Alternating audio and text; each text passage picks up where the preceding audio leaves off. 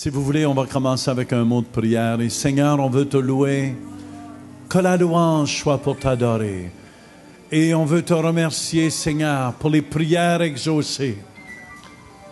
Les gens guéris. Tous les miracles agissent comme bon il te semble ce soir. Et tout le monde dit Amen. Amen. Tout le monde va bien ce soir? Yes. Yes, yes. Est-ce qu'on est prêt à chanter?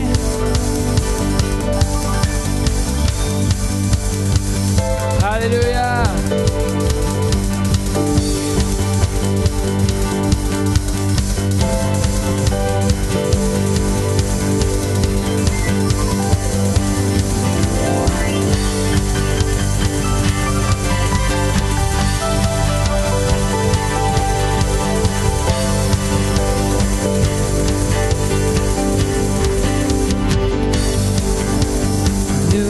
Chantons et levant nos voix vers le ciel. Nous chantons, confiants que tu entends quand nous te louons. Élevant le nom de Jésus.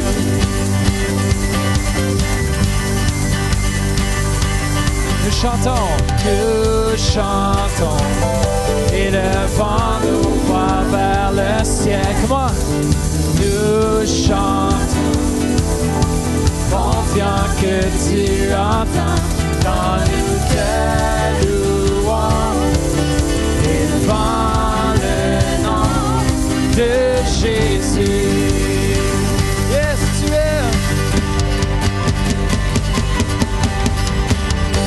La nature te rend gloire, les cieux et la terre t'honorent, rois et royaumes t'honorent. Comment? Fils de Dieu, tu es celui,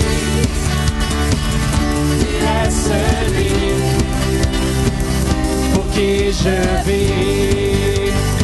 Nous chantons. Nous chantons, élevant nos voix vers le ciel. Nous chantons, confiants que tu entends quand nous te louons.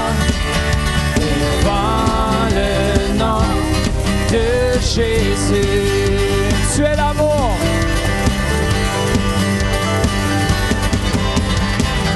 Tu es l'amour qui libère, la lumière qui me guide, et ton feu me consume.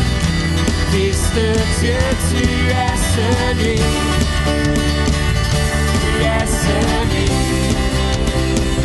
pour qui je vis. Nous chantons, élevant nos voix vers le ciel.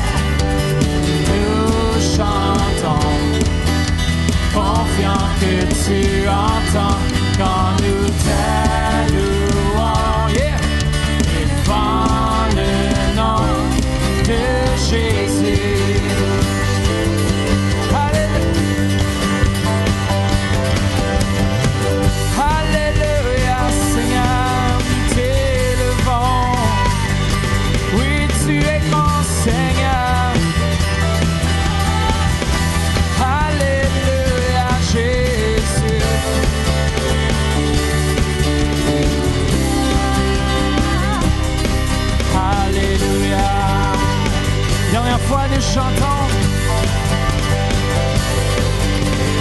Nous chantons, élevant nos voix vers le ciel.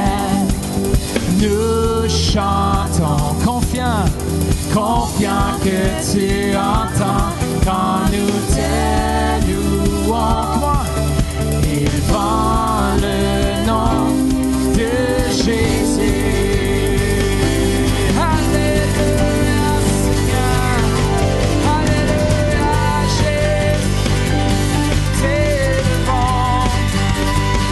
Nous glorifions ton nom.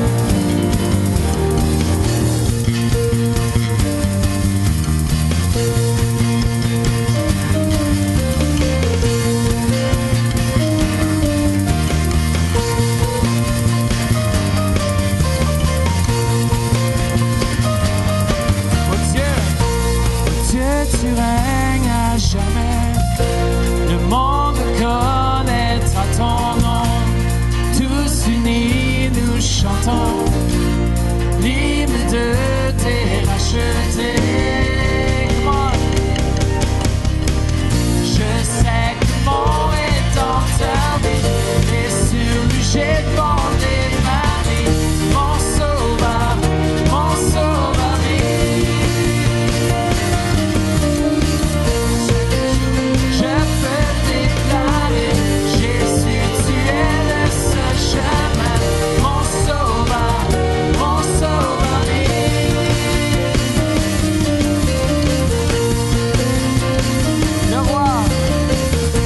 Le roi est venu du ciel, et les ténèbres tremblent à son nom.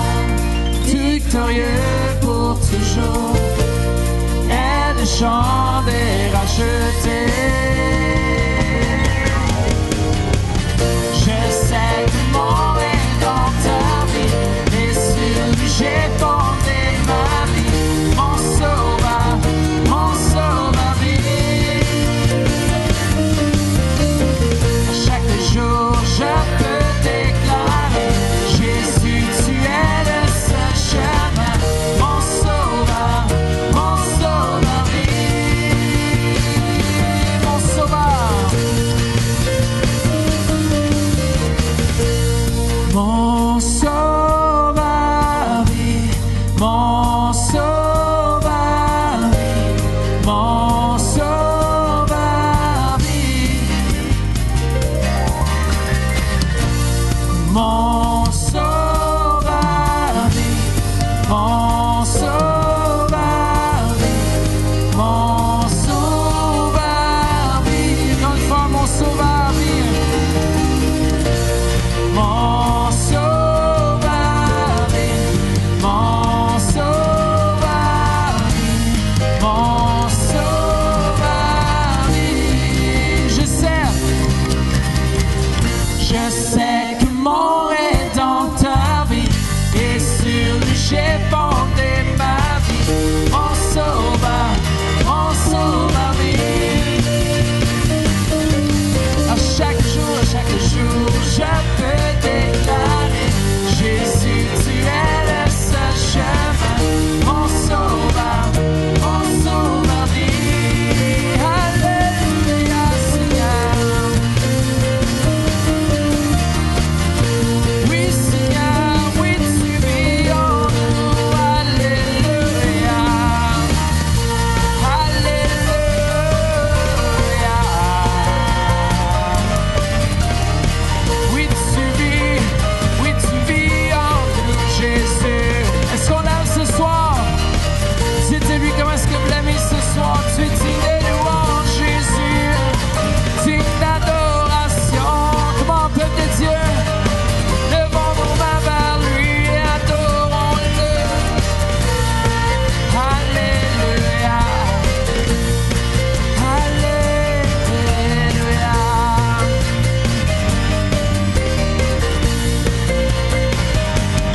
Chantons doucement. Mon sauveur vit. Mon sauveur vit.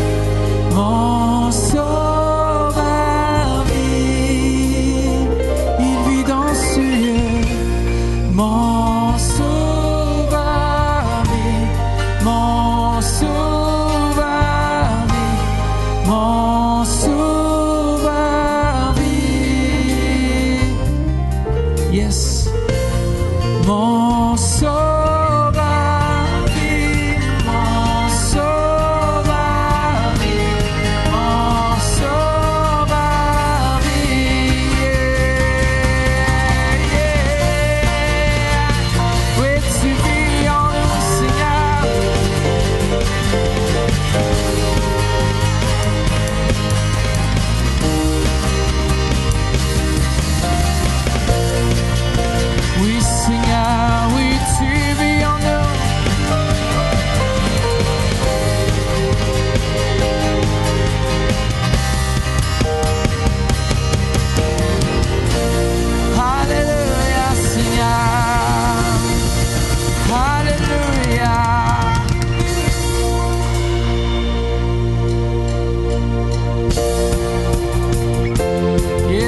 Est-ce qu'on bénit le Seigneur ce soir?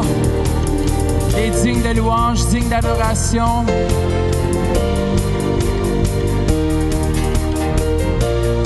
Béni soit ton nom sur le pays de l'abondance, le rêve de provision. Béni soit ton nom. Béni soit ton nom. Quand je marche dans le lieu désert, même dans la désolation, béni soit ton nom. Pour toutes tes bénédictions, je te louerai. Quand l'Éternel se dresse contre moi, je me dirai, béni soit le nom du Seigneur, béni soit ton nom, béni soit le nom du Seigneur, béni soit ton glorieux nom. Béni soit ton nom, quand le soleil brille sur moi, quand le monde tourne comme il se doit, béni soit ton nom.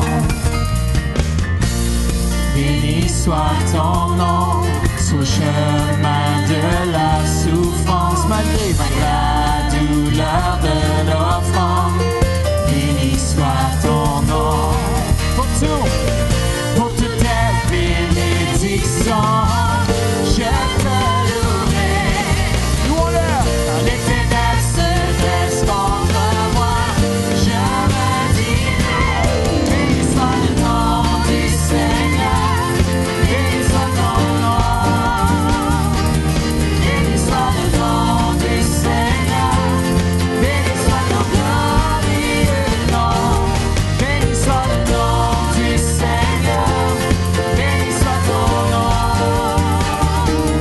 béni soit le nom du Seigneur, béni soit ton glorieux. Tu donnes et tu pourvois, tu donnes et tu pourvois. Mon cœur choisit, ton cœur t'a dit, béni soit ton nom. Tu donnes et tu pourvois, tu donnes et tu pourvois. Mon cœur choisit de dire, béni soit ton nom. Tu donnes et tu pourvois, tu donnes et tu pourvois. Mon cœur choisit de dire, béni soit ton nom. Béni soit le nom du Seigneur, béni soit ton nom. Louons-le ce soir. Béni soit le nom du Seigneur, béni soit ton glorieux nom. Dernière fois, béni soit le nom du Seigneur, béni soit ton nom, béni soit le nom du Seigneur, béni soit ton glorieux nom. Doucement, béni soit le nom du Seigneur, béni soit ton nom. Béni soit le nom du Seigneur, béni soit ton glorieux nom. Alléluia. Oui, nous te louons, Seigneur Jésus. Laissez un chant prophétique sortir de votre bouche ce soir.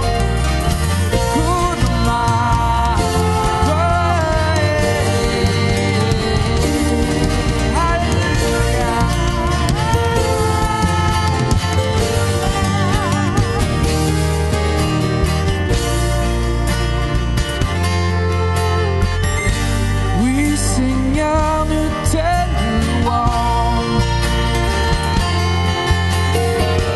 Nous t'adorons.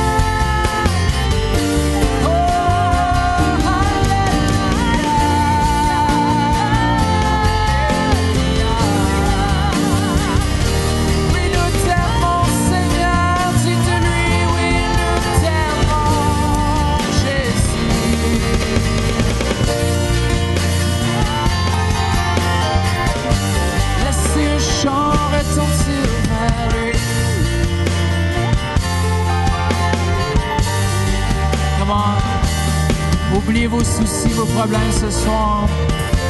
Levez vos mains vers le roi des rois.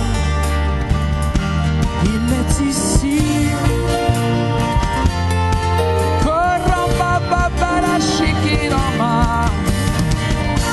Il est ici maintenant.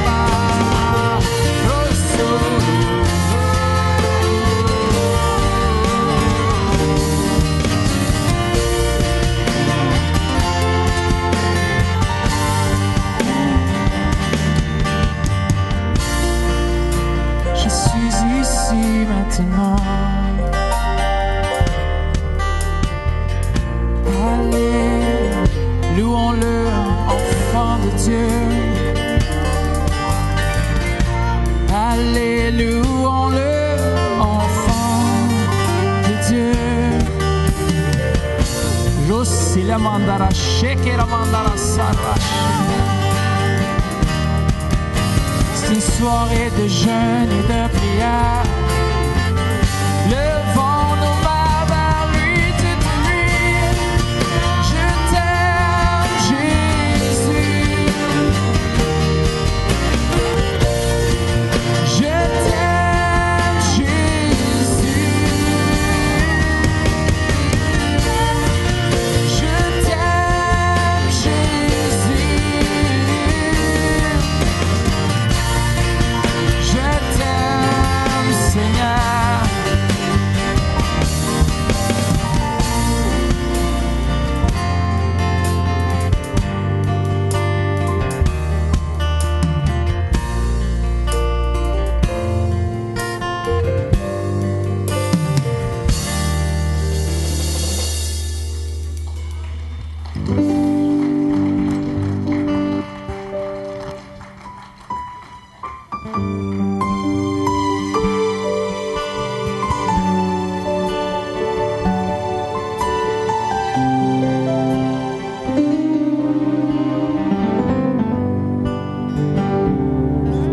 Dans son âme, mon Dieu le Père envoya son Fils Jésus pour accorder la lumière à tous ceux qui sont perdus.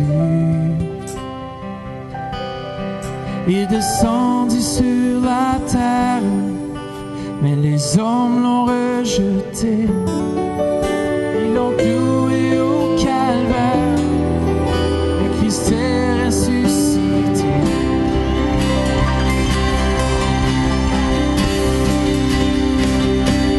Christ est roi, Christ est roi, Christ est roi, des rois. Christ est roi, Christ est roi, Christ est roi, des rois. Les croyants de tous les âges portent son nom sur leur cœur. Dans l'épreuve, ils gardent courage, car leur Dieu est un sauveur. Ils vont par toute la terre annoncer le Fils béni, faire porter leur bannière sur laquelle il est écrit. Alléluia. Christ est roi,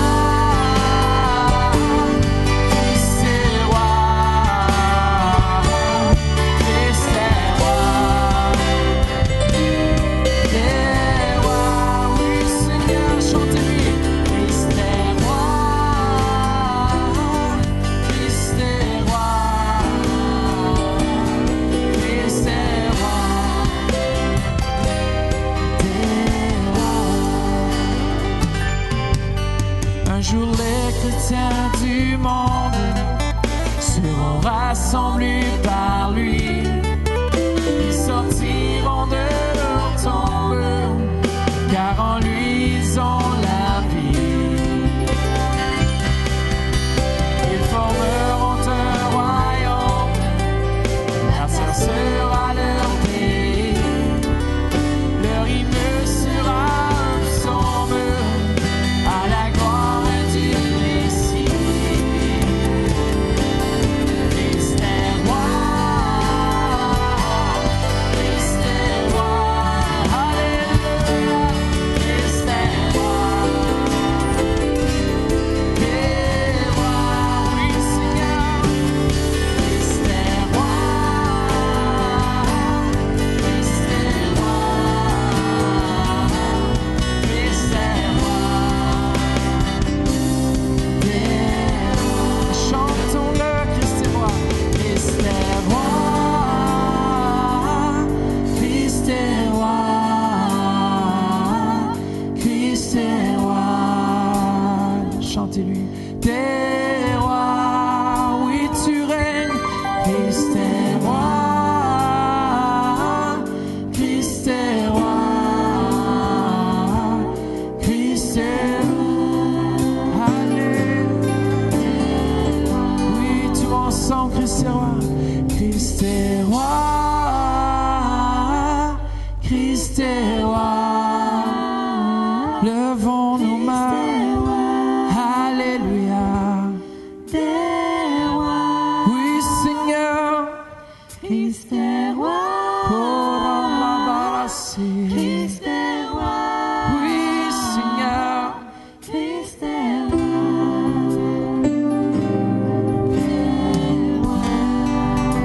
Christ est roi, Christ est roi, Christ est roi. Chantez-lui, Christ est roi, des rois, Christ est roi, alléluia, Christ est roi, Christ est roi, des rois, Christ est roi, des rois. Chantez-lui, Christ est roi, des rois, alléluia, Seigneur. Oh la la la la, dis-lui comment est-ce qu'il l'aime.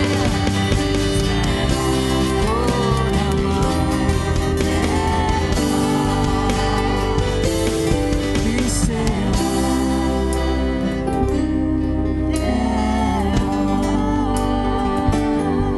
S'il y a un des chants, il y a un chant prophétique. Let it come on in the name of Jesus. Tu es El Shaddai, le Tout-Puissant. Nous te désirons, Seigneur. Nous désirons ta présence dans ce lieu. Tu es la parole vivante qui sort de notre bouche, Seigneur Jésus. Alléluia, alléluia. Et roi, même si je marche dans la vallée, tu es roi. Elle ne pourra pas m'atteindre, car tu es roi.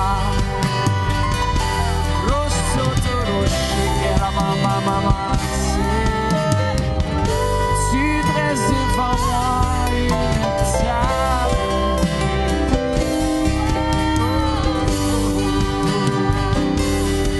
Et ma coupe déborde. Seigneur, je suis rempli de toi. Seigneur, rempli de ta présence pour aller chercher les âmes. Rempli de toi pour apporter la guérison.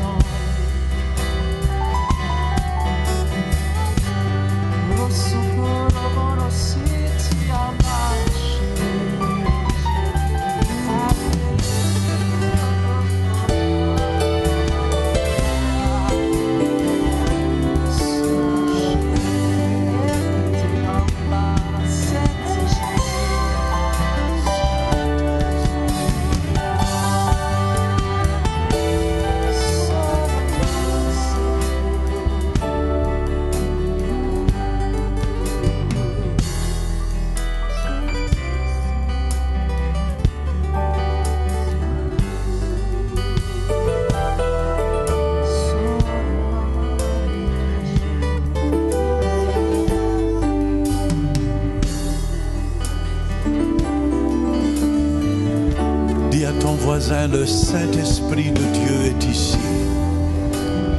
La promesse du Père.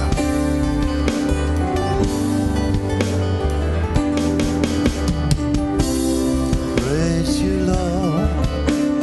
Praise you, Jesus. Praise you, Lord.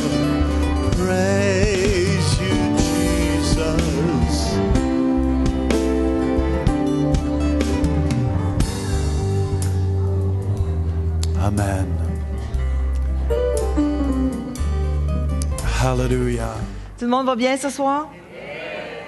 Quel beau 5 jours de jeûne et de prière. Vraiment, on a faim, mais on est rempli du Saint-Esprit. Amen. Je sais que vous avez jeûné tous, chacun à votre façon, puis on vous remercie, puis on sait que ça va profiter à l'Église cette année. Si vous avez eu des paroles de la part de Dieu ou si Dieu vous a parlé, n'ayez pas peur de nous envoyer un courriel à centreéveil@centreéveil.com à l'attention de Pasteur Mathieu. Puis il va lire ce que le Seigneur vous a montré, puis on va vraiment examiner, puis prier là-dessus. OK? Alors, on est une équipe, on est une Église, on travaille ensemble, on est les membres les uns des autres, puis le Seigneur parle à chacun de nous. Amen? Praise God. On va commencer par la prière. Seigneur, je te remercie, je te bénis pour cette belle soirée. Merci pour ce temps de jeûne et de prière qui se termine ce soir. Merci, Seigneur, qu'on va vraiment aimer ce qu'on va manger demain. On te remercie, Seigneur Dieu, que tu es vivant ce soir, mais que tu veux nous nourrir de ta parole, que tu veux nous toucher, que tu veux bénir nos cœurs, que tu veux qu'on soit de plus en plus disponible pour toi, Seigneur. Ouvre nos cœurs, qu'on puisse bien comprendre. Ouvre nos esprits, Seigneur, pour ta parole ce soir.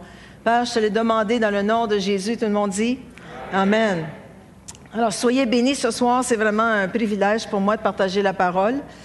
Puis, le titre de mon message ce soir, c'est « Déclarons le surnaturel ». Alors, depuis vendredi soir, on parle du surnaturel. Vendredi soir, on a parlé des dons du Saint-Esprit avec Pasteur Mathieu. Dimanche matin, j'étais à Québec, mais je sais que le pasteur a parlé de la démonstration d'esprit et de puissance. Il a continué dans le combat spirituel. Aussi, hier soir, on a eu un très bon enseignement avec Pasteur Denis sur régnons dans le surnaturel. On est tous des rois et des reines et on règne. Amen. Et ce soir, on va apprendre à déclarer ou déclarons le surnaturel. Amen. Alors, notre verset thème cette année, c'est Hébreux 2, le verset 1. Ça va s'apparaître, et le voilà déjà. C'est pourquoi nous devons d'autant plus nous attacher au message que nous avons entendu, de peur d'être entraînés à notre perte. Je vais arrêter ici juste quelques minutes. De quel message ici est-ce que ça parle? Si on lit dans le contexte, ça nous parle du message de la bonne nouvelle, du message du salut en Jésus-Christ. Amen? Alors, il faut s'attacher au message du salut en Jésus-Christ, sinon on court à notre perte, en fait, de chrétiens nés de nouveau. Jusque-là, ça va? Amen. On continue, versets 3 et 4. Comment échapperons-nous si nous négligeons un si grand salut? Ce salut, annoncé d'abord par le Seigneur, en parlant de Jésus. Jésus, on sait qu'il a annoncé le premier la bonne nouvelle du royaume de Dieu, la nouvelle du salut, nous a été confirmé par ceux qui l'ont entendu, c'est-à-dire les apôtres et les disciples, ont entendu ce message que le Seigneur Jésus lui-même a apporté. Ça va jusque-là? Dieu a appuyé. Dieu a appuyé. Le mot appuyer ici veut dire attester avec eux, a confirmé leur témoignage. Par quoi? Des signes, des prodiges et divers miracles, ainsi que par les dons du Saint-Esprit, distribués conformément à sa volonté. Ce qui me touche ici, c'est que Dieu a appuyé. Dieu a attesté. Quand le message est donné, quand le message est proclamé et déclaré, Dieu appuie ce témoignage. Dieu appuie ce message. Jusque-là, ça va? Dieu confirme ce qui sort de notre bouche. Dieu confirmait ce qui sortait de la bouche des apôtres. Dieu confirmait ce qui sortait de la bouche des disciples. Dieu confirme ce qui sort de notre bouche aujourd'hui, en 2013. Yes!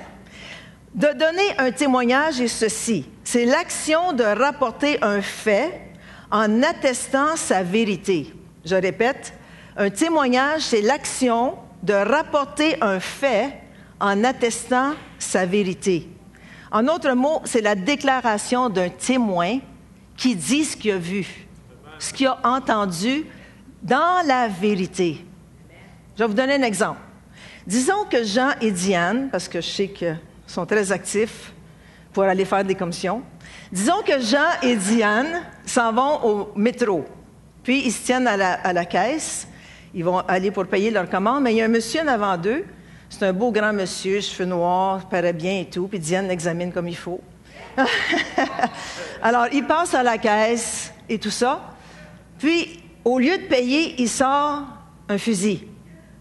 Puis, il dit à la caissière, « J'ai pas le goût de payer ma commande, donne-moi tout l'argent qu'il y a dans ta caisse. » Alors, la caissière, obligatoirement, lui remet tout l'argent qu'il met dans son sac, puis il se sauve. Okay? Il oublie sa commande, il se sauve. Il y a l'argent. Alors, ce qui arrive, c'est que Jean et Diane ont été témoins d'un fait. Alors, les policiers arrivent, Jean et Diane sont convoqués à rester au métro. Tout le monde est dans les énervé. Et ils amènent Diane en premier au poste de police et ils l'amènent dans une salle pour l'interroger. Alors, Diane va donner ses faits de ce qui est arrivé. Elle va être un témoin. Elle va déclarer ce qu'elle a vu. Jusque-là, ça va? Alors, elle va dire, oui, c'était un beau jeune homme, un grand 6 pieds, whatever. Elle va tout le décrire. Ils vont la laisser sortir. Puis, qu'est-ce qu'ils vont faire? Ils vont laisser rentrer Jean, son mari. Puis, Jean va donner sa déclaration des faits que lui a vus, selon la vérité. Alors, il va décrire, oui, c'est un grand monsieur, cheveux bruns, etc., 6 pieds, voilà. Hein, il était brun? Alors, Jean donne le témoignage de ce qu'il a vu. Qu'est-ce que Jean fait ici? Il vient appuyer le témoignage de sa femme. Qu'est-ce que ça fait? Ça rend le fait doublement vrai. Et sur la déposition de 2 ou de 3 témoins, le fait est confirmé. Alors, ce qui va arriver, c'est qu'à cause de leur témoignage, il va y avoir une cause qui va s'en suivre. C'est-à-dire que le monsieur va être arrêté et jugé selon le témoignage de Jean et Diane. Jusque-là, ça va? Pourquoi? Parce que Jean a appuyé le témoignage de Diane. Je m'en vais quelque part avec ça, là. Suivez-moi. OK? Alors, tout ça pour vous dire que Dieu appuie notre témoignage à nous. OK? Notre témoignage est la déclaration de tout ce que Jésus a acquis pour nous à travers le salut. On a droit de déclarer et de s'approprier tout ce qui nous appartient en tant qu'enfants de Dieu. Tout ce qui a rapport au salut nous appartient. Jusque-là, ça va? Alors, si on déclare ce qui nous appartient à travers le salut, on donne un témoignage, on déclare, Dieu vient appuyer notre déclaration et il se passe quelque chose dans le surnaturel. Dieu vient appuyer notre déclaration de ce qu'on connaît de la parole de Dieu pour le salut et il se passe quelque chose dans le surnaturel. On sait que tout ce qui nous appartient du salut, premièrement, le pardon des péchés. On le sait. OK? On sait que si on dit « Seigneur, je te demande pardon pour mes péchés », le Seigneur appuie notre témoignage puis il pardonne nos péchés. OK? On a droit à la délivrance à travers le salut. Si on a besoin de délivrance, on le déclare. Le Seigneur appuie notre témoignage et il y a quelque chose qui se passe dans le surnaturel, puis on est délivré. On a droit à la santé mentale. On a droit à la santé physique. On a le droit à la guérison. On a le droit à la vie éternelle à travers le salut. On a le droit à la sécurité. On a le droit à la prospérité. Cette année, les hypothèques vont être payées en 2013. Moi, je le prends pour moi. Non, le mien est déjà payé. Mais prenez-le pour vous. Prenez-le pour vous. Amen? Aussi, on a le droit au fait qu'on rajeunit comme l'aigle. Les femmes disent... Ça, c'est compris dans le salut, on a le droit, puis si on le déclare en se levant le matin, mesdames, ça va vous coûter moins cher de crème. Il y a une jeune fille à Québec, je partageais ce message-là dimanche à Québec, puis il y a une jeune fille qui dit à sa mère, quand j'ai dit cela, elle dit, « Pasteur Louise a l'air plus jeune que 10 ans passés. » J'ai dit, « Yes! » Je ne sais pas, ça m'a vu 10 ans passer, mais adieu, vous qu'elle le dit. OK? La déclaration, on vient attester cette déclaration. Je l'atteste dans le nom de Jésus. Amen. Je la prends pour moi. Alléluia. Puis on a droit à la guérison. Alors, dimanche, on a prié avec les gens. On a prié après le service. Quand on déclare la parole de Dieu, il y a toujours quelque chose qui se déclenche dans le surnaturel. Des signes, des prodiges, des miracles et des dons du Saint-Esprit. Amen. Alors, on a prié avec Bertrand. Bertrand avait, ce qui est arrivé, je ne sais pas s'il m'écoute ce soir, mais ce qui est arrivé, il travaille sur le camion de Bell à Montréal, qui était à Montréal. Puis quand il est débarqué de ce gros camion, c'est un gros cube, il a débarqué puis s'est accroché dans le bord du camion, puis il a tombé en pleine face sur l'asphalte. Puis il dit, en tombant, je me suis tout étiré, le dos, le muscle. Il dit, j'ai mal. Il dit, veux-tu prier? Alors, 5 minutes avant que j'aille prêcher, j'ai dit, sure, on va prier. Dans le nom de Jésus, tu es guéri, on déclare la guérison sur toi, on déclare que tu te sens mieux, on déclare ton muscle en bonne santé dans le nom de Jésus.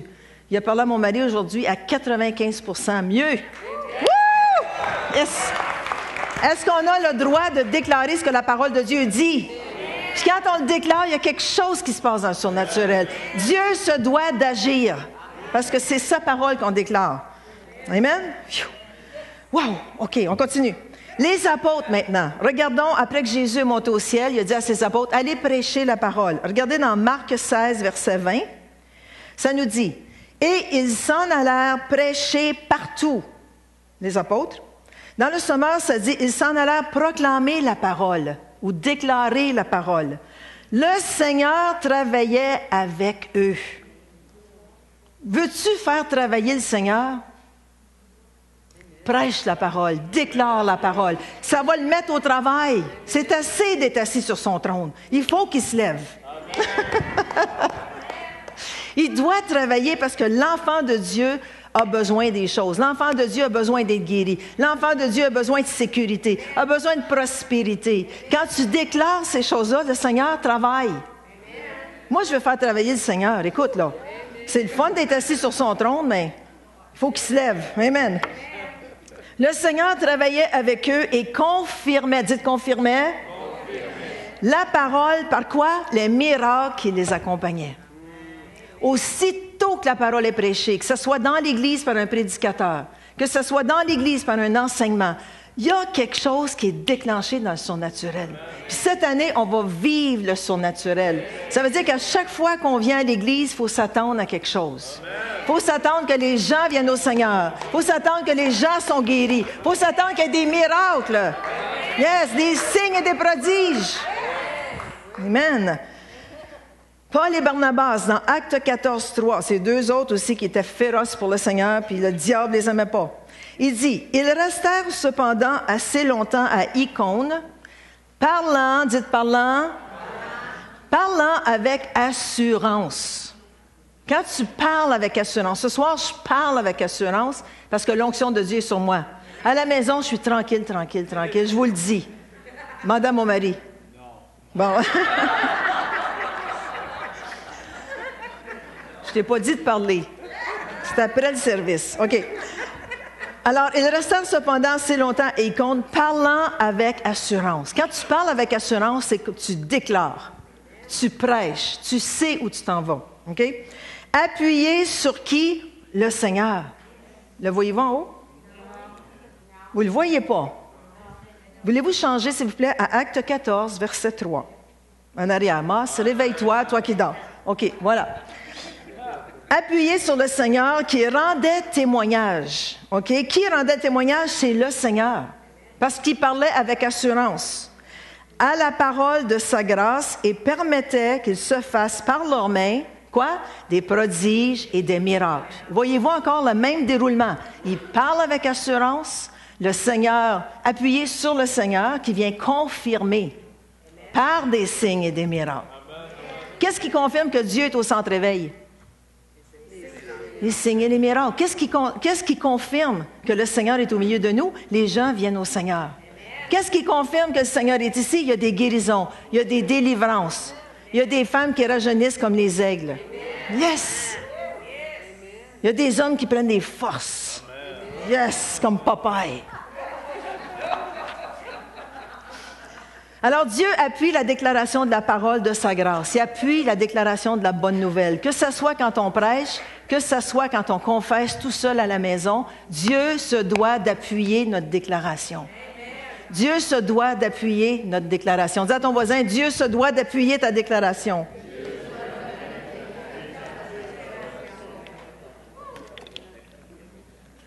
Alors, notre déclaration relâche le spirituel. Dans Romains 4, au verset 17, en parlant d'Abraham, ça nous dit, « Il est notre Père. » devant celui auquel il a cru. On sait qu'Abraham a cru en Dieu, n'est-ce pas? Dieu qui donne la vie aux morts et qui appelle les choses qui ne sont point comme si elles étaient. Je lis cette année la Bible dans le Louis II 21 qui est super. J'aime beaucoup, beaucoup. Ça parle comme nous autres aujourd'hui. Alors, ça nous dit dans Louis II 21 qui appelle ce qui n'existe pas à l'existence. Alors, notre papa fait cela. Dieu, notre Père, fait cela. Il appelle les choses qui ne sont point comme si elles étaient. S'ils n'existent pas, il les appelle à l'existence. Écoutez-moi bien, j'ai commencé à lire la Bible, ça fait au moins 10-12 ans que je lis la Bible d'un couvert à l'autre, mais j'ai recommencé cette année. Puis il y a quelque chose qui m'a frappé, puis je vous donne un devoir dans Genèse 1. Vous le lirez à la maison, c'est juste quelques versets. Mais le mot « appel » ici, c'est prononcé à voix haute. C'est ça le mot « appel » ici, qui appelle les choses qui ne sont point. Dieu appelle les choses qui ne sont point. Prononcé à voix haute, invité, nommé par son nom. Puis si on lit Genèse 1, ça nous dit « Au commencement, la terre était informe et vide et les ténèbres régnaient sur la terre. » Puis la prochaine chose que ça dit, Dieu dit que la lumière soit et la lumière fut. Ça, c'est la première journée. Deuxième journée, Dieu dit. Troisième journée, Dieu dit. Quatrième journée, Dieu dit. Cinquième journée, Dieu dit. Sixième journée, Dieu dit, faisons l'homme à notre image et à notre ressemblance. Alors, qu'est-ce qu'il a fait? Il a pris de la terre, puis il a façonné Ish, l'homme. L'homme en hébreu, c'est Ish. Vous ne saviez pas ça, hein? Alors, il a pris de la terre, il a façonné Ish. Puis, quand il a vu Ish était très intelligent, il a nommé tous les animaux. Quand il a vu la girafe avec un nez de serpent, il a dit « éléphant ». Il n'est jamais allé en Afrique, mais il a vu « éléphant ». Il a nommé tous les animaux, il était super intelligent, mais il manquait quelque chose. Il manquait une partie de lui-même. Alors, Dieu dit, écoutez bien ça, si les hommes, il n'est pas bon que l'homme soit seul. Et les hommes disent, je répète, Dieu dit, il n'est pas bon que l'homme soit seul. Je vais lui faire une compagne selon sa ressemblance. Alors, il a endormi l'homme parce qu'il ne pouvait pas l'opérer à froid. Il l'a opéré parce qu'il aurait capoté, OK? Alors, il a endormi l'homme. Il a pris une de ses côtes, puis à partir de la côte d'Adam, il a fait la perfection. Tu l'as dit, Anne?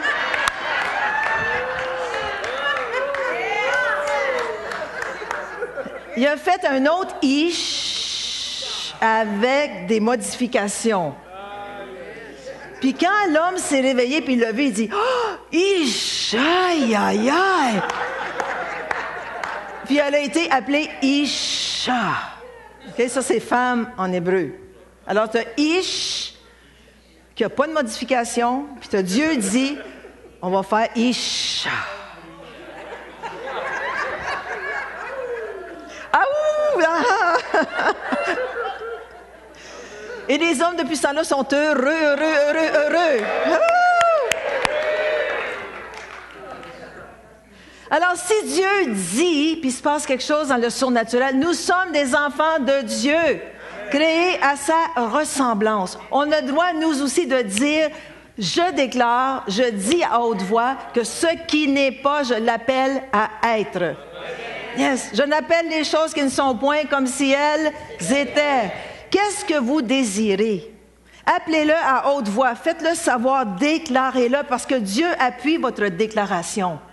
Dieu appuie votre témoignage. Ouh! Et le surnaturel se met à l'œuvre dans notre vie et nos circonstances. Vous allez me dire, oui, mais je ne le vois pas. Mais non, tu ne le vois pas, parce qu'il faut que tu appelles les choses que tu ne vois pas, comme si elles étaient. C'est quoi la foi? La foi, c'est d'appeler les choses qui ne sont pas comme si elles étaient. Ça nous le dit dans Hébreux 11:1, tout le monde la connaît, mais vous allez le voir d'un différent angle. Or, la foi est une ferme assurance des choses qu'on espère, une démonstration de celles qu'on ne voit pas. C'est ça la foi. Qu'est-ce que tu espères? Oui, mais ce que j'espère, je ne l'ai pas. Ben non, mais c'est en quoi? Déclare-le. Puis il y a quelque chose qui se met en marche dans le surnaturel qui fait que ça vient vers toi. Pourquoi? Parce que Dieu dit et ce fut. La même chose que nous. Notre papa est capable de le faire. Moi, je suis capable de le faire parce qu'il va se lever et il va travailler en ma faveur. Il va appuyer mon témoignage. Puis il va dire, « Ah, elle me l'a demandé, c'est une femme de foi, à vos centres réveil à Ottawa. Surtout, je l'exauce. » Yes! Parce que cette année, on vit dans le surnaturel. Woo! En quoi crois-tu? Écoutez-moi bien, on peut mettre notre foi en Dieu et sa parole, ou on peut mettre notre foi dans l'inquiétude et la peur. Les deux ont quelque chose en commun. Saviez-vous ça, que la foi et la peur, les deux ont quelque chose en commun? Et ils nous demandent de croire à la réalisation de quelque chose qu'on ne voit pas. Je répète, les deux ont quelque chose en commun, la foi et la peur. Pourquoi? Parce qu'ils nous demandent de croire à la réalisation de quelque chose que l'on ne voit pas. Quand tu es inquiet, est-ce que tu vois quelque chose arriver? Non, tu t'imagines qu'il va se passer quelque chose, puis tu as peur. Alors tu mets ta foi dans la peur. Qu'est-ce qui est plus facile à faire? Moi, je trouve plus facile de mettre ma foi dans la parole de Dieu qui est éprouvée depuis l'année de la création jusqu'à l'Apocalypse, que de mettre ma foi dans la peur, de peut-être que quelque chose va m'arriver. Alors, la peur te fait croire au négatif et te fait confesser la défaite. Ah!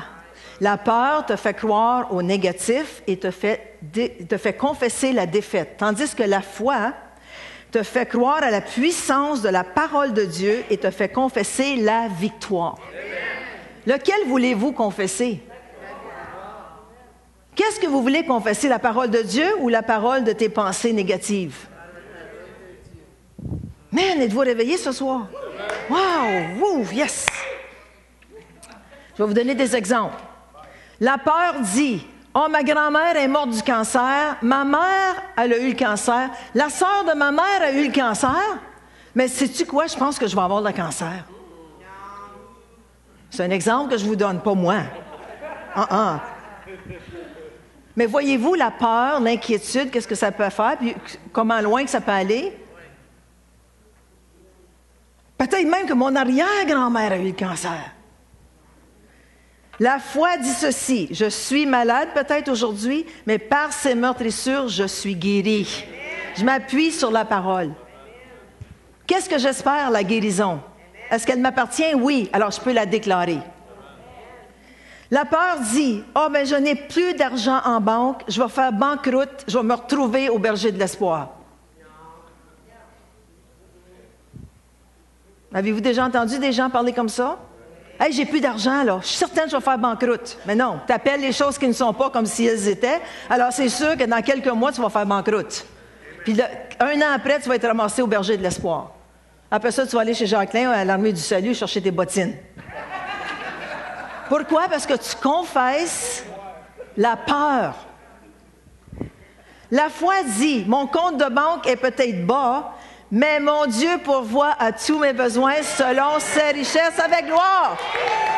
Qu'est-ce que tu fais? Tu déclares la parole de Dieu, puis il se passe quelque chose dans le surnaturel, puis ton compte de banque, à un moment donné, ouf! Hey, sais-tu, wow!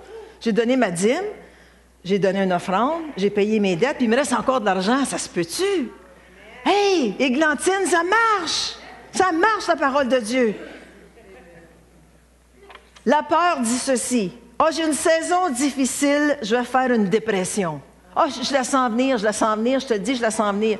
La dépression s'en vient. » Bien, t'appelles les choses qui ne sont point comme si elles étaient. Attends-toi que la dépression va arriver. Demain matin, on va cogner à ta porte. « Je suis là! » Je le savais. La foi dit, j'ai une saison difficile dans ma vie, mais Jésus a payé le prix à la croix et j'ai la victoire. Yes! Man, lequel vous voulez vous dire? Lequel que vous êtes plus encouragé? La peur dit, « j'aurai jamais de mari, j'aurai jamais de femme, je ne suis pas assez beau, je ne suis pas assez belle. » Mais qu'est-ce que tu fais? Tu appelles la laideur vers toi. Tu éloignes les hommes de toi. « J'aurai jamais de mari, c'est sûr, tu n'en verras pas un. » « je ne suis même pas assez belle. » Ben non, tu es laide, là. Tu appelles les choses qui ne sont point comme si elles étaient. Tu vas commencer à avoir des boutons qui vont sortir, les rides, les cheveux vont commencer à tomber. Là, tu vas être vraiment laide.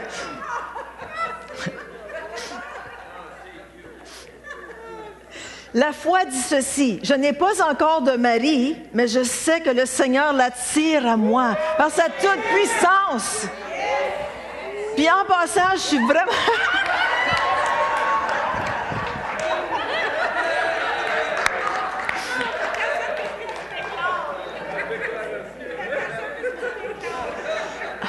Je déclare pas ça pour moi, je déclare ça pour certaines femmes dans l'Assemblée.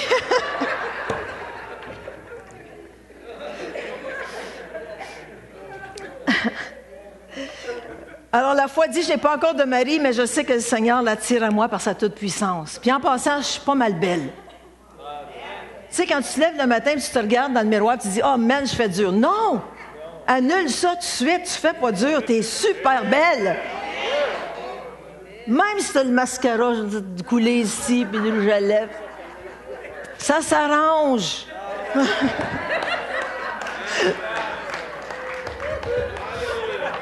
Croyez-moi, depuis l'âge de 16 ans que je fais ça, je le sais. Je confirme. Il appuie mon témoignage.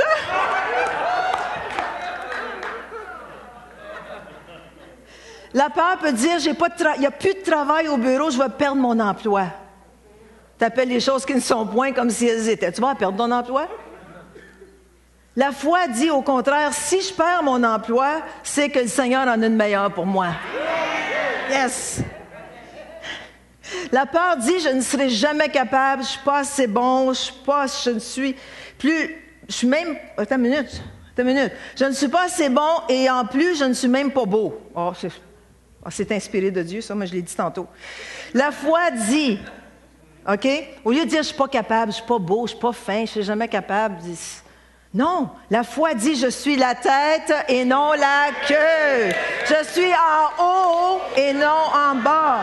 Je suis en avant et non pas en arrière. Et en plus, je suis super belle. Woo! Yes! Alors, ces déclarations négatives ou positives appellent les choses qui ne sont point comme si elles étaient et produisent une réaction dans le monde surnaturel, soit diabolique ou divin. Marquez ça dans votre carnet. Votre déclaration produit quelque chose dans le surnaturel, que ce soit diabolique ou spirituel, divin. Amen? Attention, enfants de Dieu, puis Madeleine et Denise ont décidé cette année, parce qu'ils vivent dans le même appartement, ont décidé cette année, en 2013, puis ils ne lâchent pas de le dire, là, franchement, ça fait 2 semaines qu'ils en parlent, mais ils disent qu'à tous les soirs, ils ont décidé de déclarer la parole de Dieu, de déclarer des choses positives. Certaines qui ont changé, n'est-ce pas? Oui? Tu es plus agressive. Alléluia. Alors,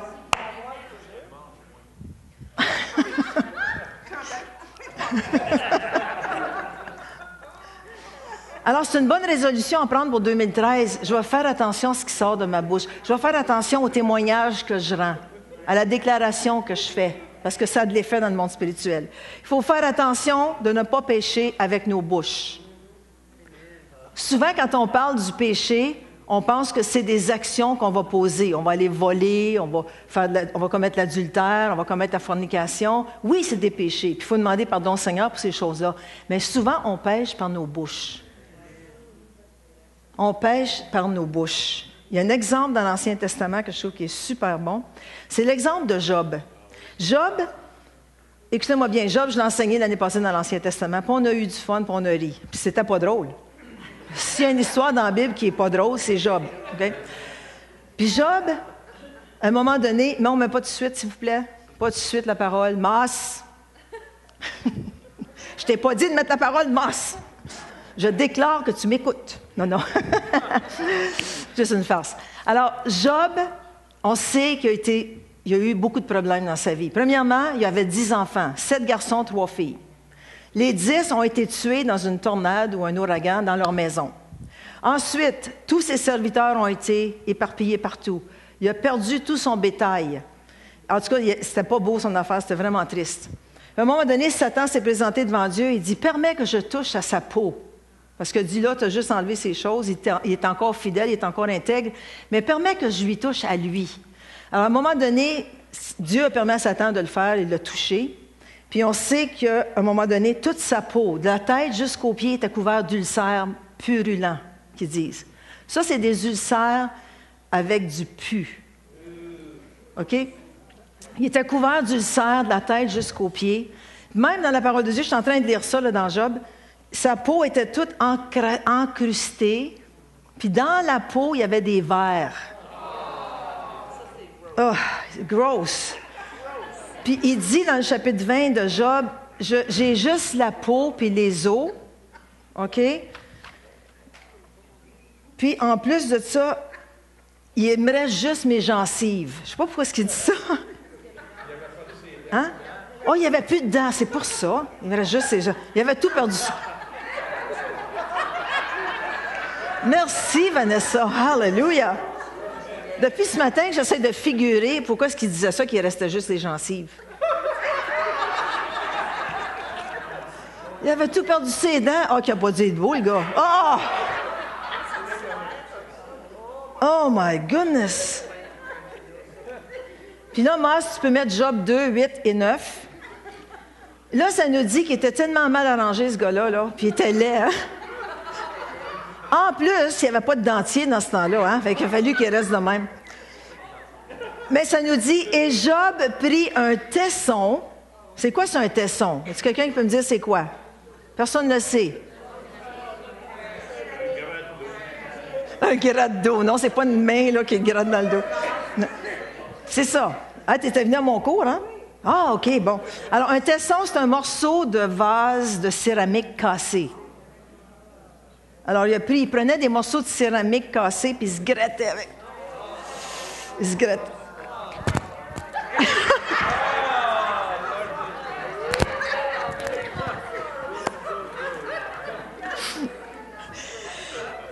Et Job prit un tesson pour se gratter et s'assit sur la cendre. Sa femme lui dit, imagine-toi, elle se lève le matin et regarde cette affaire-là. Elle dit, tu persévères dans ton intégrité, maudis donc Dieu et meurs. Hein, c'est une bonne chose, une bonne nouvelle à ton mari. Tu te lèves le matin, ton mari ne file pas trop bien. Tu dis, hey! Tu persévères, tu es encore un chrétien, maudis donc Dieu et meurs. C'est ça qu'en autre mot qu'elle a dit. Allô, chérie! Elle aussi, il faut savoir qu'elle était dans un état de dépression aiguë.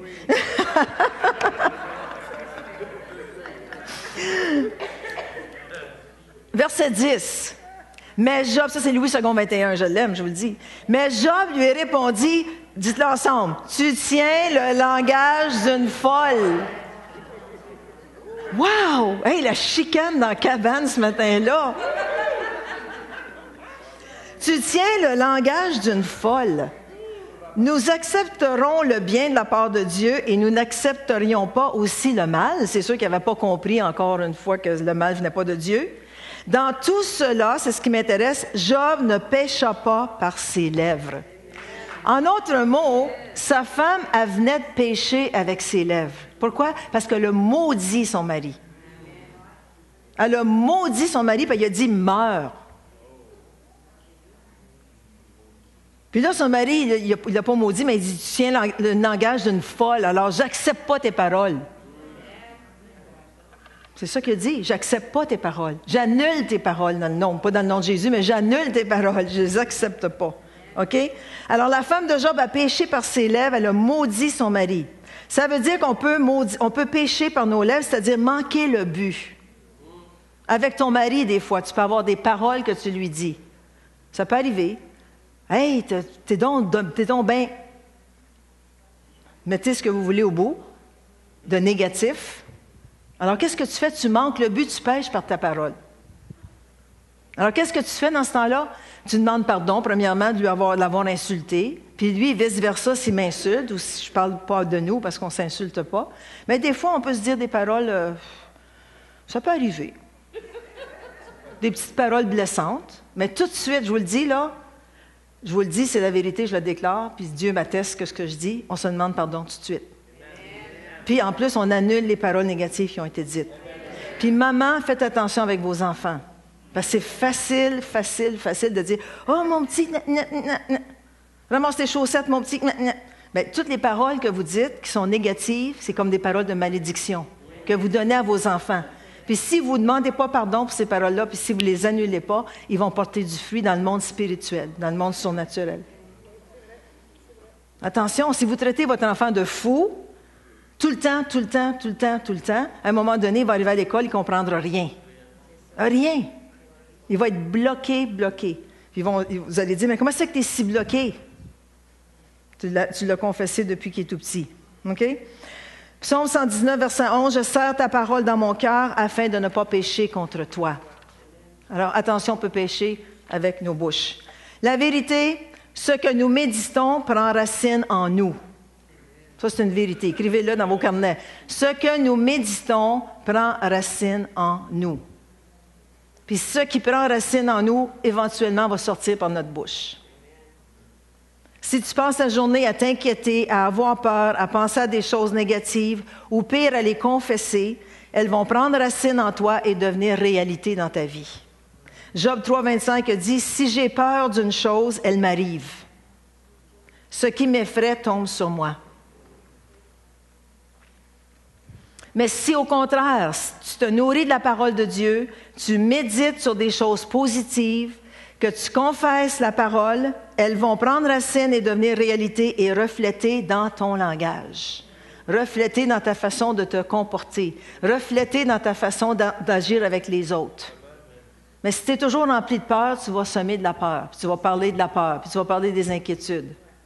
Mais si tu es rempli de la parole de Dieu, tu es bien enraciné, la parole est bien enracinée en toi, tu vas sortir de la parole de Dieu. Tu vas sortir des paroles positives.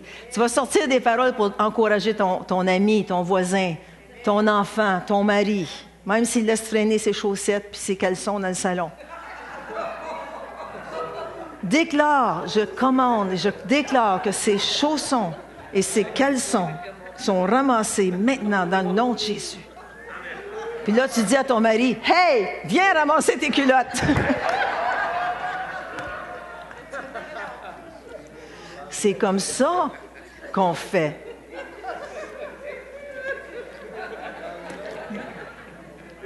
Dans le nom de Jésus. Alléluia.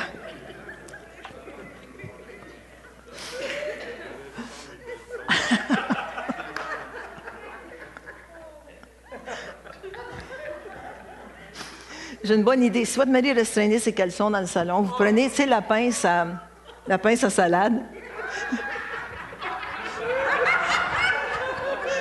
Puis vous allez lui présenter. Tu sais, chérie, c'est ça que tu manges ce soir. Juste une idée, hein, c'est pas. Si vous le faites, venez me le dire, s'il vous plaît, dimanche. Le psaume 119, c'est le dernier verset que j'ai pour vous. Le psaume 119, 12 et 13. « Béni sois-tu, Éternel, enseigne-moi tes statuts. De mes lèvres, j'énumère toutes les sentences de ta bouche. » Mais pour pouvoir confesser la parole de Dieu, il faut la mettre dans notre cœur. Pour la mettre dans notre cœur, il faut la lire. Pour qu'elle descende dans ton cœur, il faut que tu pas juste la lire, il faut que tu la médites. Je vais faire un petit sondage ici, OK, en terminant. J'ai demandé à Patricia, excuse Patrick. Ich!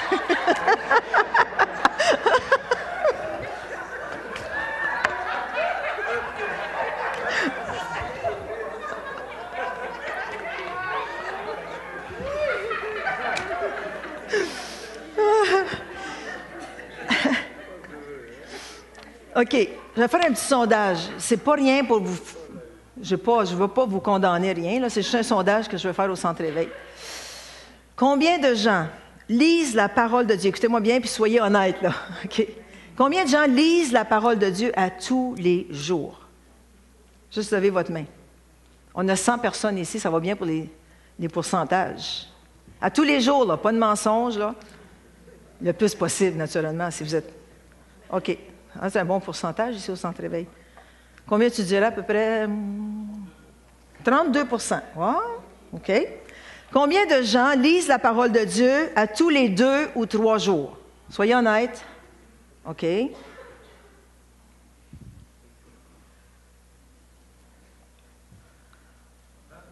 20 %. Combien de gens lisent la parole de Dieu 1 à 2 fois par semaine? Le dimanche matin, avant d'aller à l'église, puis un autre jour dans la semaine quand tu ne travailles pas. OK. 3 %. OK. Je ne demanderai pas plus tard, comme un mois, là. Je vais m'arrêter là. Combien de gens ne lisent jamais la parole de Dieu? Ça, c'est un peu plus gênant. C'est le pourcentage qui m'intéresse. 2 %. OK. 3 %? OK. OK. Un autre sondage. Combien de gens mangent de la nourriture à tous les jours?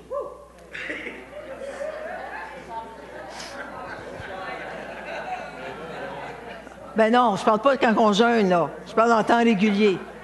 Combien de pourcents? Mentez pas, là. 96 %.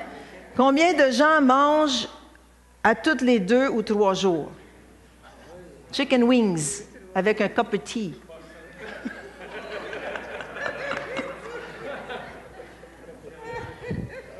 Chicken wings. Combien de gens mangent 1 à 2 fois par semaine?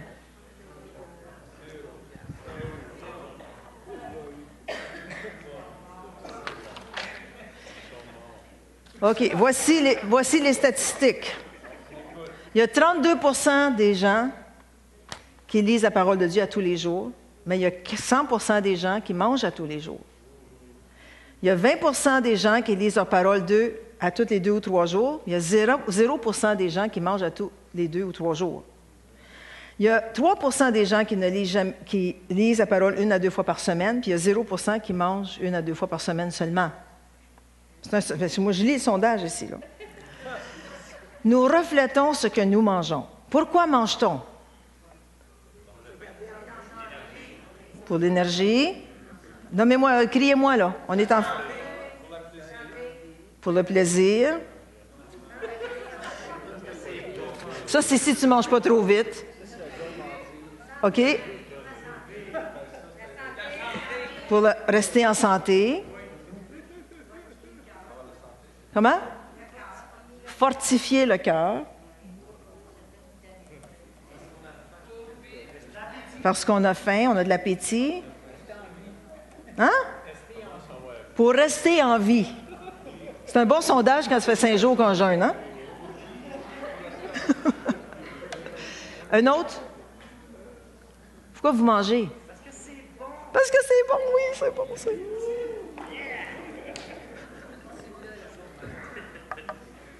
D'autres?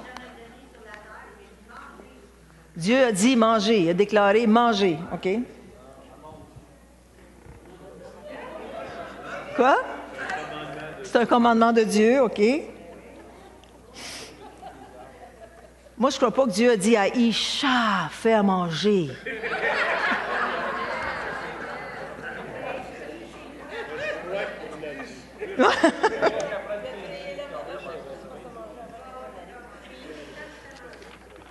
Alors, je vais vous donner les raisons pourquoi on mange à tous les jours. Je vais vous donner les raisons pourquoi on mange à tous les jours que vous avez nommées, puis faites-le de la même chose spirituellement. Demain ça, tu lis la parole de Dieu à tous les jours pour avoir de l'énergie. Tu lis la parole de Dieu à tous les jours par plaisir, parce que tu aimes Dieu. Tu lis la parole de Dieu à tous les jours pour rester en santé spirituelle. Tu lis la parole de Dieu à tous les jours pour fortifier ton cœur. Tu lis la parole de Dieu à tous les jours par appétit, parce que tu as faim. Tu as faim de la parole de Dieu. Il y a quelque chose en toi qui dit « j'en veux, j'en veux, j'en veux, j'en veux ». Tu lis la parole de Dieu à tous les jours pour rester en vie. Wouh! C'est vous autres qui avez donné la réponse, hein? Je n'ai pas besoin de travailler là-dessus, c'est vous. Tu lis la parole de Dieu à tous les jours parce que c'est bon. Tu lis la parole de Dieu à tous les jours parce que c'est un commandement de Dieu. Dieu a dit « mangez ». Puis si tu lis la parole de Dieu, qu'est-ce que ça va faire? Plus tu nourris ton esprit, plus tu es transformé au niveau de tes pensées, plus tu vas commencer à déclarer ce que tu lis, tu vas commencer à déclarer ce que tu médites dans ton cœur, puis tu vas voir des choses dans le surnaturel se passer pour ta vie.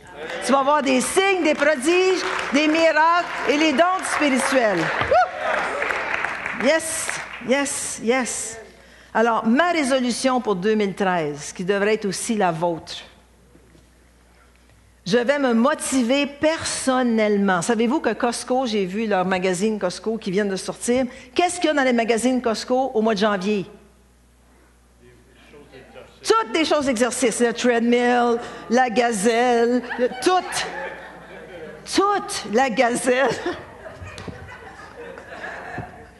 Ils vendent tout du linge d'exercice, puis tout le monde l'achète. Puis j'ai une résolution cette année, je vais aller au gym. Ça dure 3 semaines. Après ça, tu t'assois sur ton couch, puis tu es un couch potato.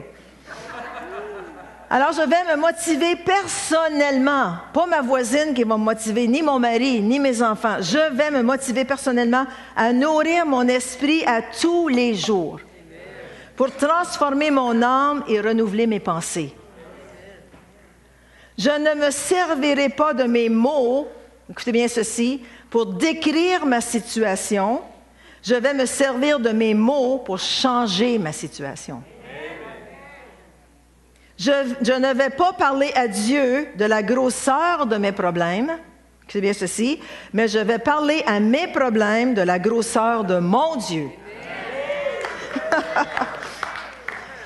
Si vous voulez, on va finir, j'ai fini, on va se lever ensemble, on va faire des déclarations. Maintenant, ce que vous déclarez, déclarez-le pas juste parce que Pasteur Louise le déclare, je le déclare après elle. Pasteur Louise le déclare, je le déclare après elle. Non, vous le faites du fond de votre cœur. Êtes-vous prêts? Êtes-vous prêts à déclarer? Déclarez après moi. Je déclare que je vais choisir la foi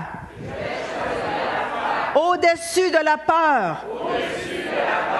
Je vais méditer sur ce qui est positif et bon à propos de ma situation. Je vais me servir de mon énergie pour croire et non pour m'inquiéter. La peur ne fait pas partie de ma vie. Je ne méditerai pas sur des pensées négatives ou décourageantes. Je médite sur ce que Dieu dit de moi. Je sais que le Seigneur a des plans de succès, de victoire et d'abondance pour moi et ma famille. J'appelle la faveur de Dieu sur ma vie, des percées dans mes situations, la guérison dans mon corps physique, la santé mentale. Ceci est ma déclaration. Alléluia! Jesus!